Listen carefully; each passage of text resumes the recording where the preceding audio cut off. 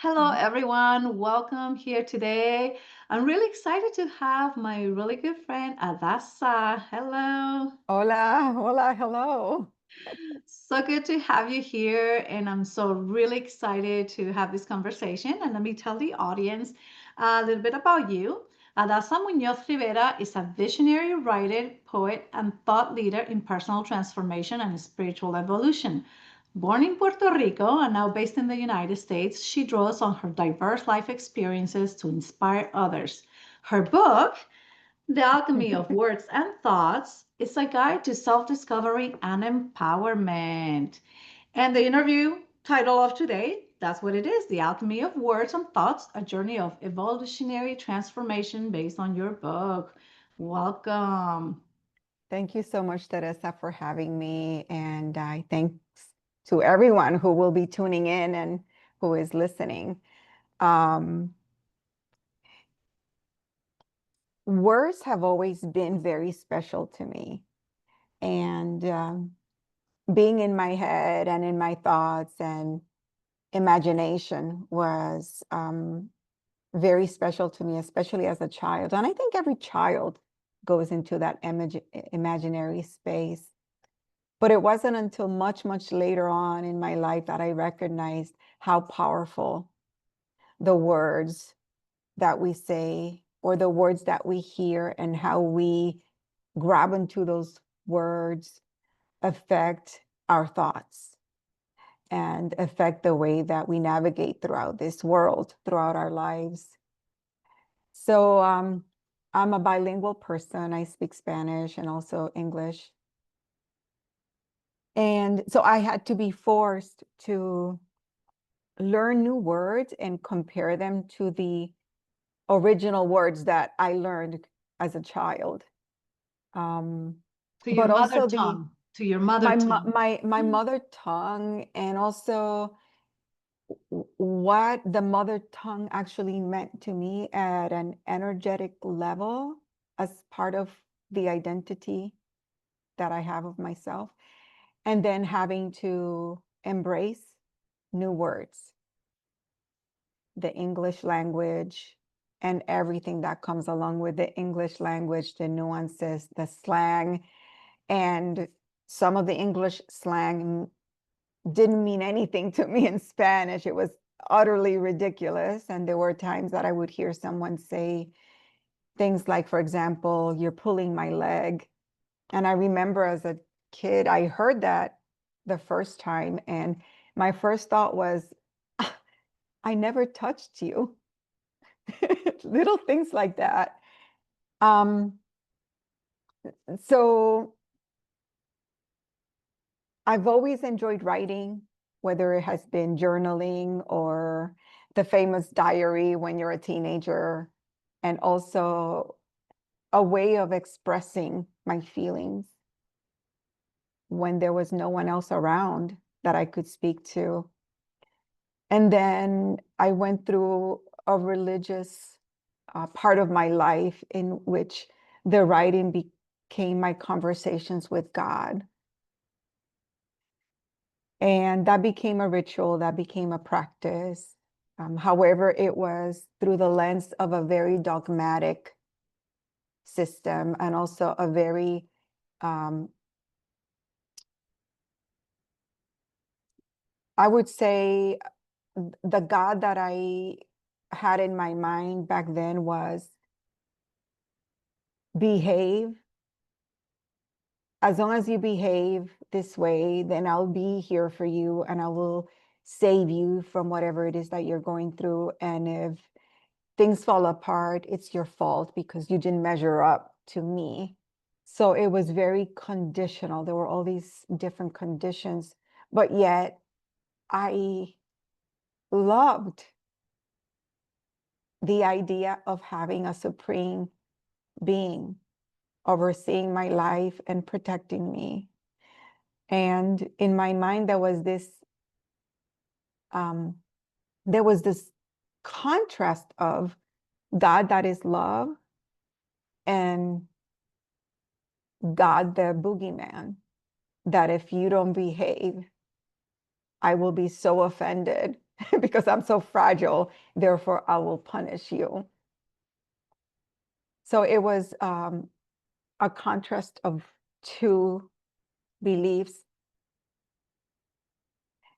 Through the process of many life experiences that I went through, I had the opportunity to look at the contrast of life, the dire things that I went through that were extremely painful, and yet little shoots of joy would show up in my life throughout those very difficult times. And it could have been in the form of a stranger smiling or saying something to me, or someone giving me grace at work, at the grocery store, in different environments. The reason why I wrote the book was because I had just been approached by a publisher who was putting together an anthology, and the anthology is called Latinas 100. And it was on Facebook no, it was on Instagram. No, wait a minute, LinkedIn. It was on LinkedIn of all places. And it was asking folks, inviting those people that are writers and would like to share their story to go into Latinas 100 and see if they wanted to be part of Latinas 100. And at the time, I had started writing a blog, and the blog was basically poems that I had written during circumstances that were very difficult. And the writing reflected different phases in my life. So I thought, oh, wow, I'll just grab one of those poems and I'll submit it. The first poem that I submitted was Time Travel. And Time Travel, I wrote back in 2019, just before the world shut down. But it was also after I went through a 13-week process of healing through a shaman. And she helped me unpack many things, many things. And she had me go through certain types of rituals and that were very difficult for me. But at the end, they were extremely rewarding. And one of them was revisiting my life at different stages. And I was able to tap into the power of time travel. And one day I sat down and it was like I was having a conversation with myself. And I envisioned me knocking at the door, because I grew up Christian, and there was this image that we were taught of Jesus knocking on the door of your heart. Let me in, let me in. So I kind of played with that image, and it was me as an adult knocking on my heart at the different stages of my life. So the poem starts with knock, knock, open the door to your heart. And those few words just kept going and going and going. And then it became like this stance. The next paragraph, knock, knock, open the door to your heart. So I went through when I was 7, 11, 13, and I think 27. And the poem basically breaks down what I was going through during those very difficult times in my life that were somewhat very traumatic. So revisiting those moments and going back as an adult and sitting with me and having that conversation and giving me at that time in my life encouraging words of, hey, look, you kind of made it. Don't worry.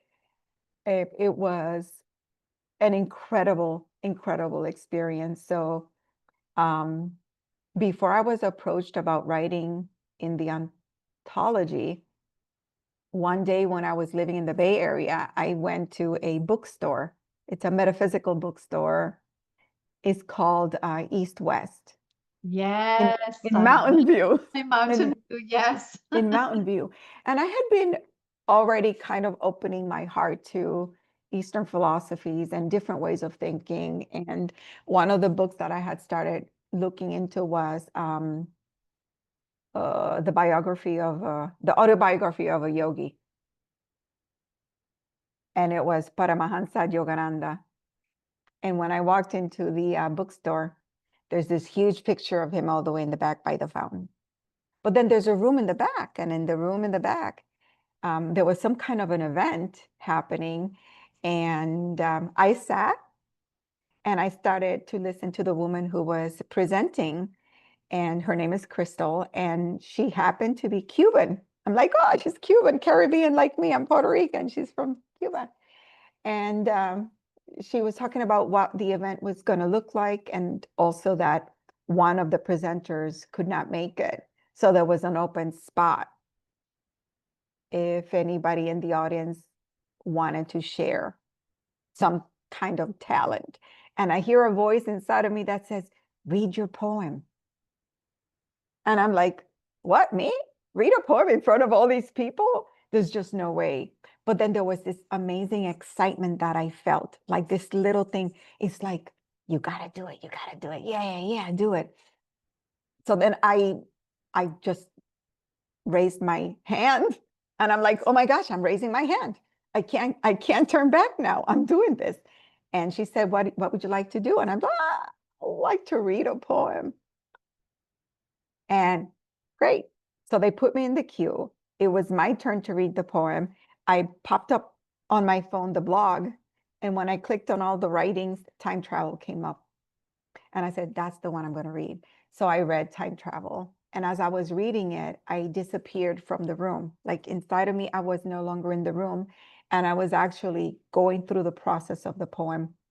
And as I was finishing the poem and I get to the end, there were women crying. And I thought, why are they crying? I didn't mean to make anybody cry here.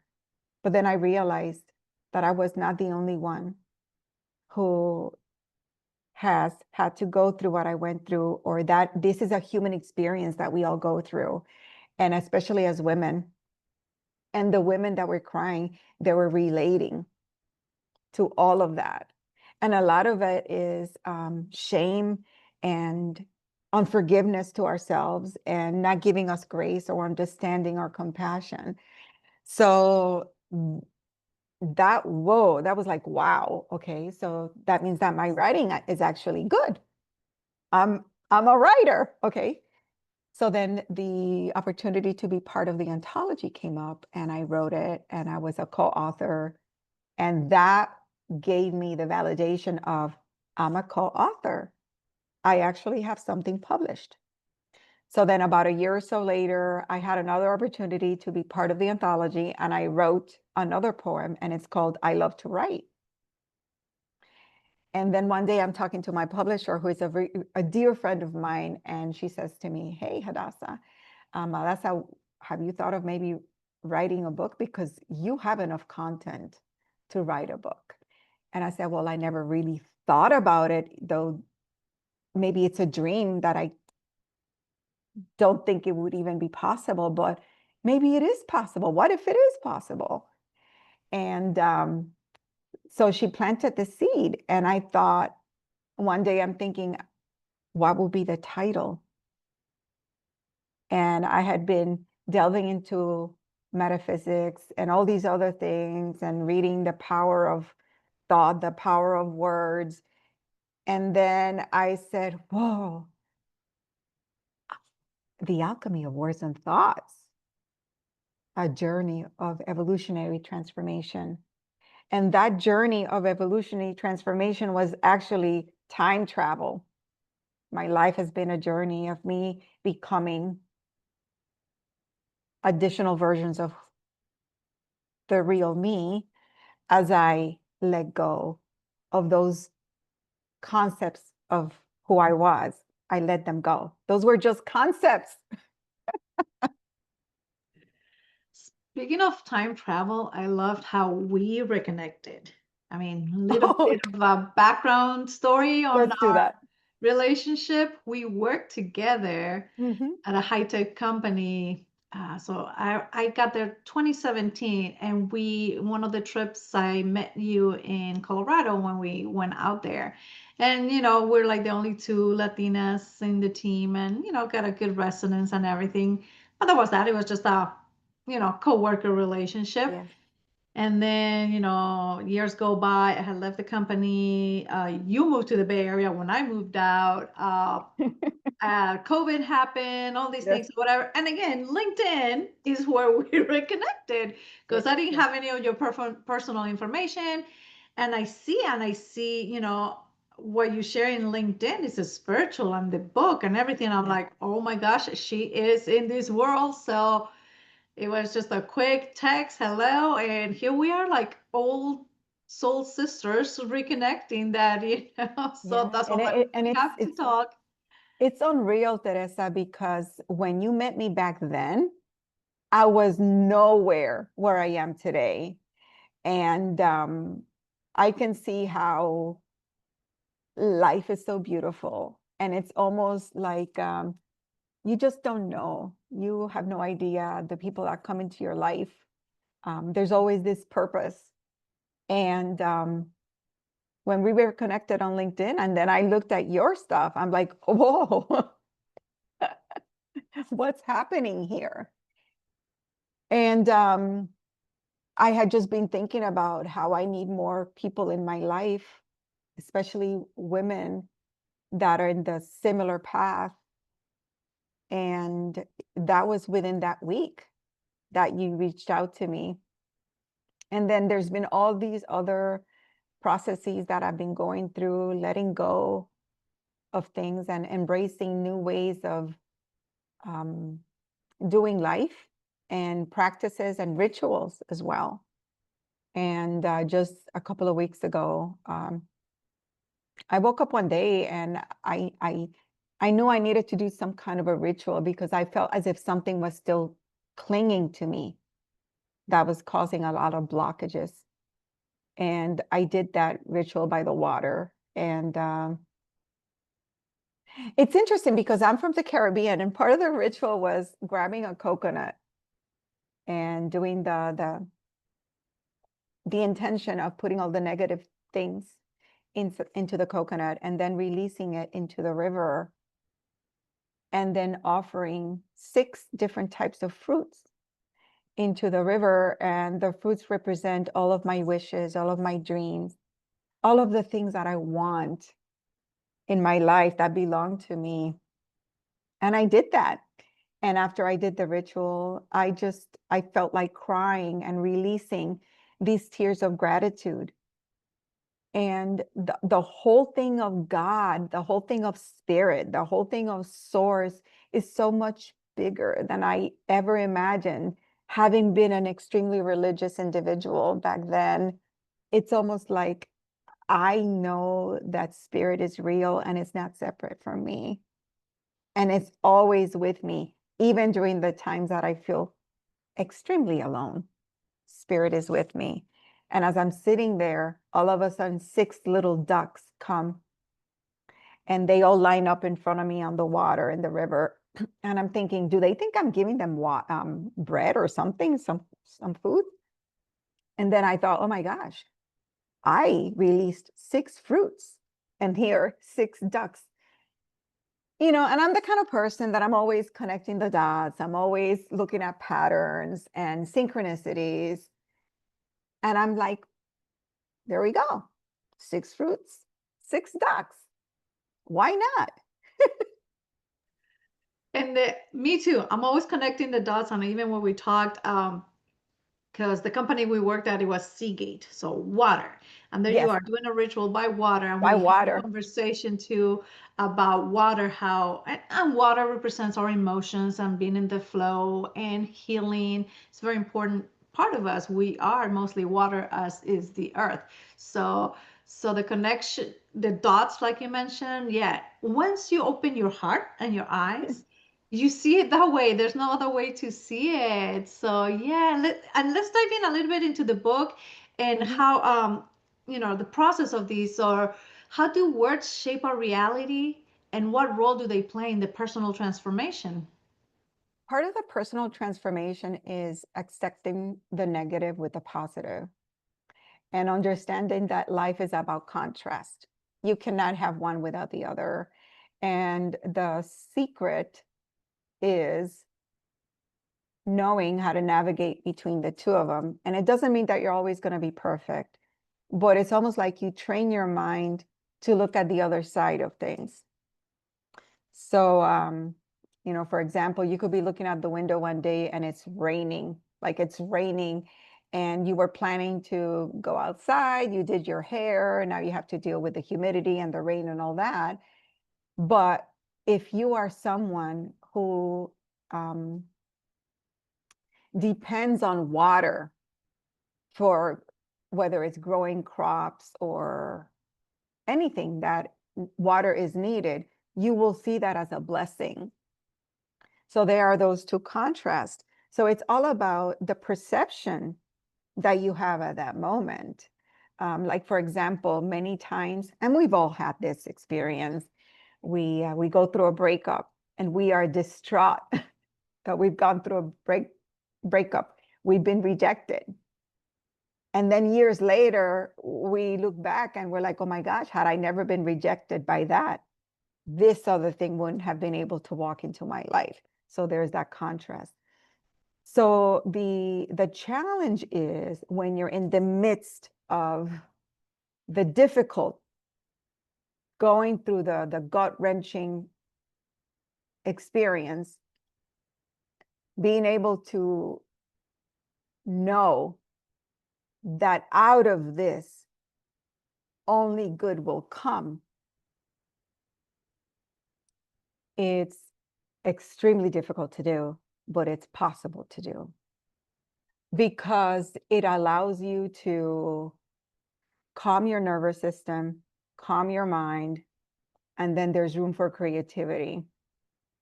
The moment that you allow yourself to step away from that panic mode and you give yourself time to calm down, you look at the situation and all of a sudden you're thinking, oh, maybe I can do this. Maybe all of a sudden you start remembering people that you can connect with or things that you could create with your own hands. And then you remember, oh my goodness, I remember when I went through something similar to this. And these were the actionable steps that I took back then, and it worked out. So it's a constant going back and forth, and trusting that no matter what, you are going to figure it out because all the resources and all the tools that we need to exist in this planet, we have them inside. And if we don't have awareness of those tools, rest assured that someone else who has the awareness about those tools will come into your life to walk alongside of you, and vice versa. Sometimes we are the ones receiving, other times we're the ones offering those things Yeah. to people.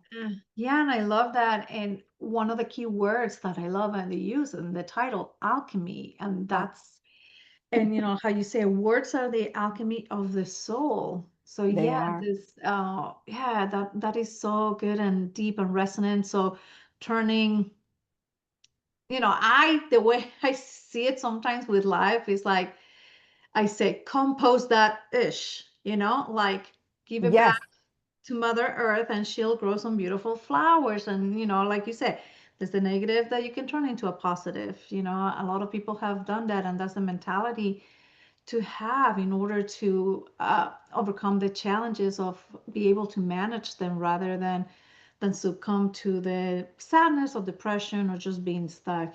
So that's great. And you mentioned a little bit right now tools. So, what are some of the key tools for self-discovery and transformation that you Oh, share in your book, and how can readers apply them in their lives? Please share. so when your whole life has been fight or flight, fight or flight, fight or flight, and you're in survival mode all the time, and you're always in a position of when is the shoe gonna fall? Um, and there's always chaos, always chaos. You have to get to a point in your life where you learn how to pause. And pausing for me had never been an option. But then later on in life, I learned that pausing is actually a benefit, because when you pause and you learn to breathe and you calm your nervous system and you go within and you learn how to meditate and quiet the chaos in your head, it makes room for all the possibilities, unlimited possibilities. But it all starts with the mind. Meditation for me at the beginning was very difficult because I just couldn't sit still. But then I realized, wait a minute, but the times that I'm sitting down writing, I'm still. So I recognized that I had already learned how to meditate through writing and listening to my heart and listening to source through my writing. It was this conversation that I was having. Then the writing moved into the conversation in my mind, but sitting quietly.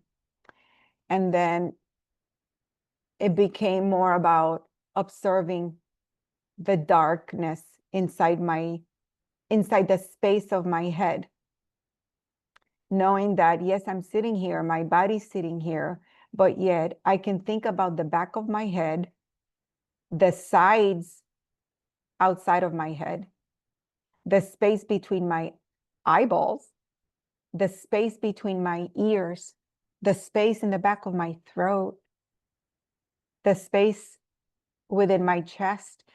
And I just started imagining those spaces inside of me. And then I remember one meditation that I did was, I no longer feel my body, but I'm actually part of that space.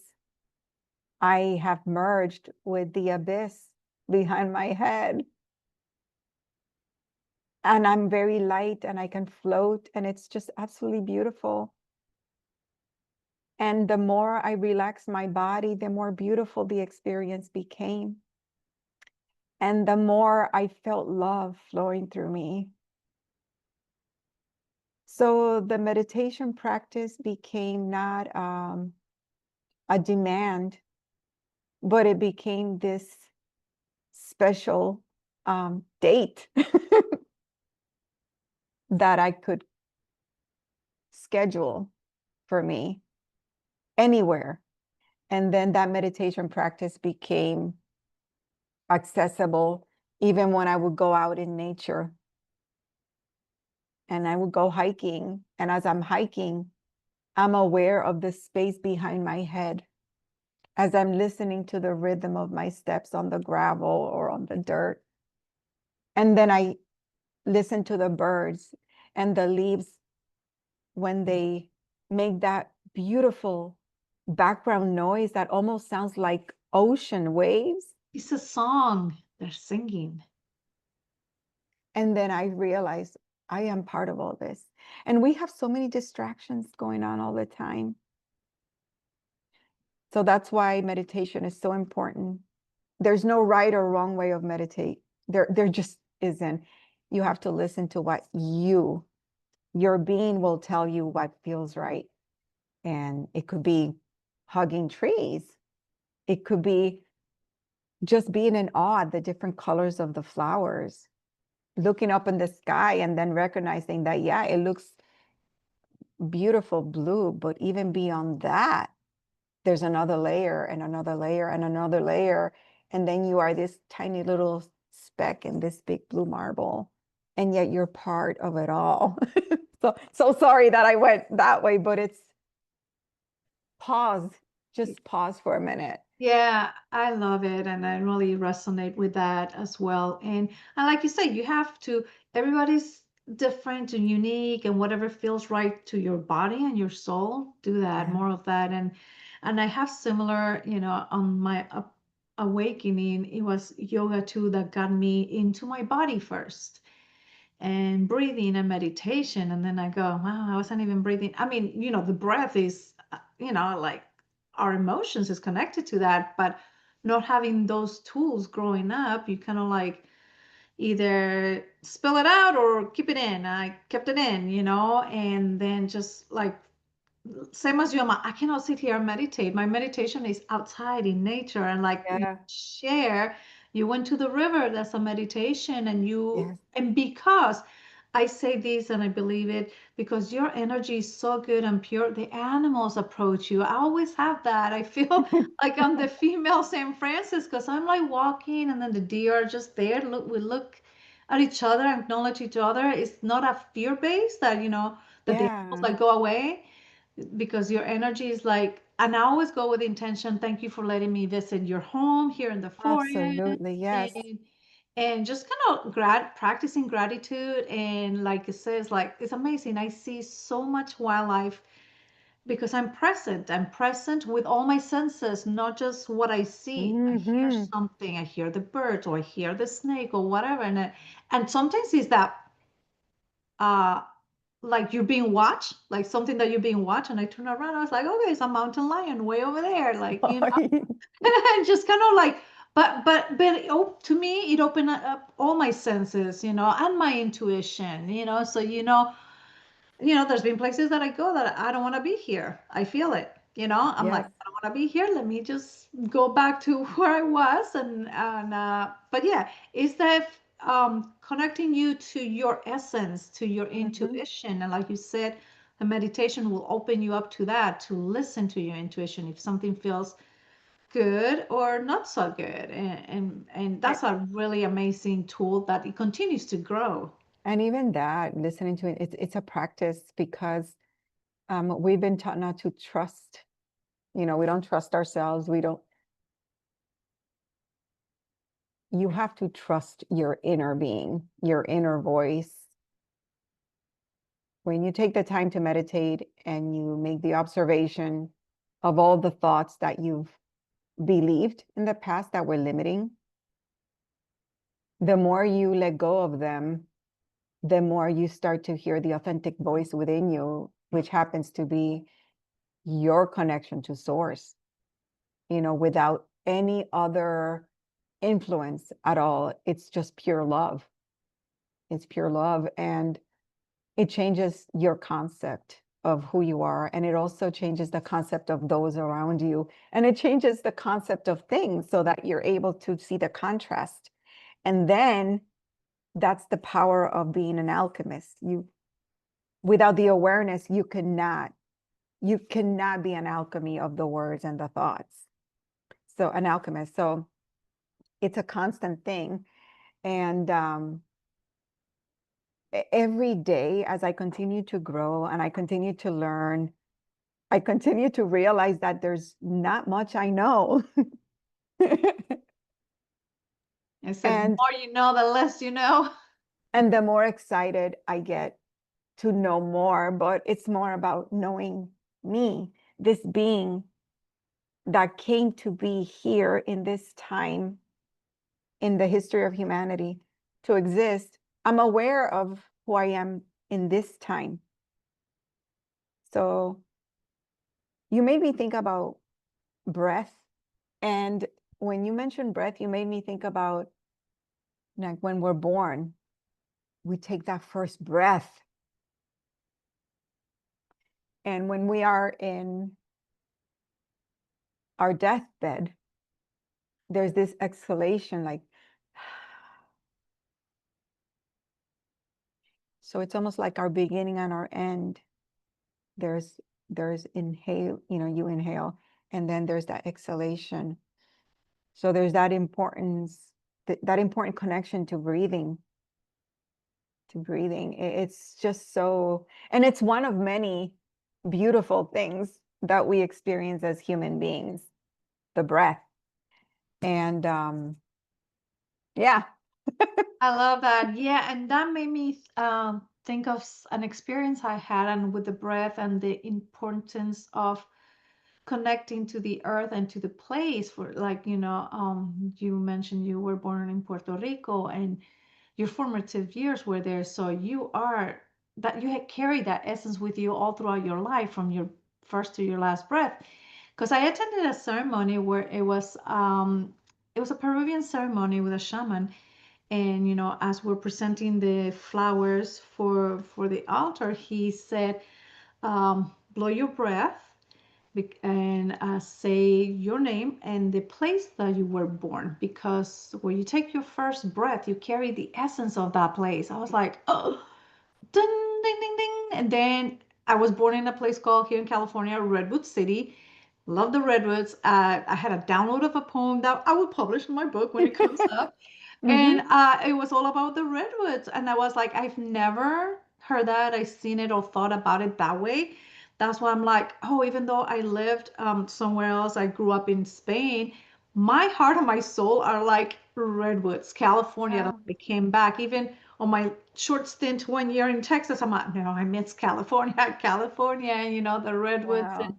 And that's where my soul came to, in this place. And my first breath was taken in the redwoods, and that's why it's the essence of who I am. And I love that. And this brings in the spirituality aspect of it. Hmm. So how does the spirituality intersect with personal transformation in your book, and what insights can readers expect? There was a time in my life in which I walked away from spirituality altogether because of the dogma, because of all the judgment, and it was extremely dysfunctional, very toxic, and very limiting, extremely limiting. So I became a militant atheist. I just didn't want to believe in anything. And it wasn't that, it was almost like I didn't want to be mentally manipulated anymore, or spiritually abused, or narcissistically abused, because there are certain religious systems that their theology, or those that are at the leadership positions, they are psychopathic narcissists. They really are. And and then there are those that are well intended, and they're just repeating what they learned. And it's the same message, the same sermon. I sometimes tap into the groups that I used to be part of and see what it is that what they're sharing. And I'm like, oh my gosh, that was like 40 years ago. You're still saying the same thing. And you're still perpetrating the same cycle of mental abuse through fear and manipulation. So I got away from that. And I had an experience that totally changed my view of all that. So I had walked away from all religion, all spirituality, anything that was woo woo. And yet, during the time that I met you, Teresa, my brother, who was 10 years younger than me, he had an accident at work and he crossed over. He he exited this world, in so many words. He died.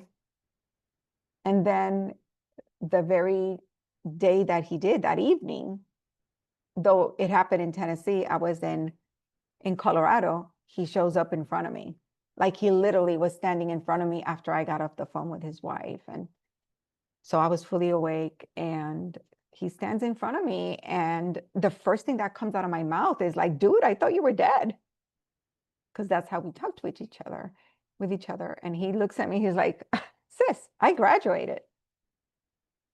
and he looked so beautiful, and he was wearing this beautiful royal blue graduation cap and gown. And you know how when you graduate, it's moved over to the other side? It had been moved to the other side. It's like, oh, yeah, he did graduate.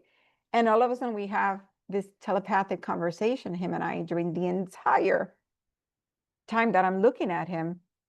And we're remembering all of our times together. I was 10 when he was born, but I didn't remember any of the shitty experiences that I had with him. Like, I didn't remember any of the fights, any of the arguing, any of his faults. Nothing negative was in my memory. It was all the moments of pure love. All the moment, because it was almost like that's what matters. Love is the only thing that matters. We are human beings, and we make mistakes, and we do all sorts of horrific things to each other one time or another at different levels. So that whole life review that him and I had of our lives together was very, very real to me. And then at the end of that life review, and the message that he was basically saying to me was, love is only what matters, but it starts here. It starts here. And then he says, in an audibly, he says, now stop all that crying. And all of a sudden, I'm like, oh, I don't have to cry for him. I don't have to cry. And one of the conversations that him and I had was, don't feel sorry for me, he would say. Feel sorry for yourself, because you're still trapped in that heavy suit, the flesh. You're still going to have to deal with the contrast. But he had released all that. He graduated. And then I realized that there's more to this than what I had learned as a religious fanatic, as an atheist. And at that moment, it was like a crossroad for me, because I could not walk away from that experience. Like, I couldn't. I was fully awake, and anybody will say, oh, it was because of this or because of that. Well, I know what I experienced, and that was my experience. And that experience opened my mind to look at things differently.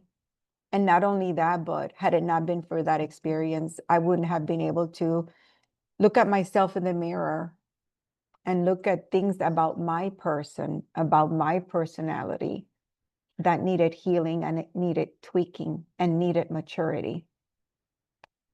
So that I started to learn more about spirituality, different teachings of spirituality.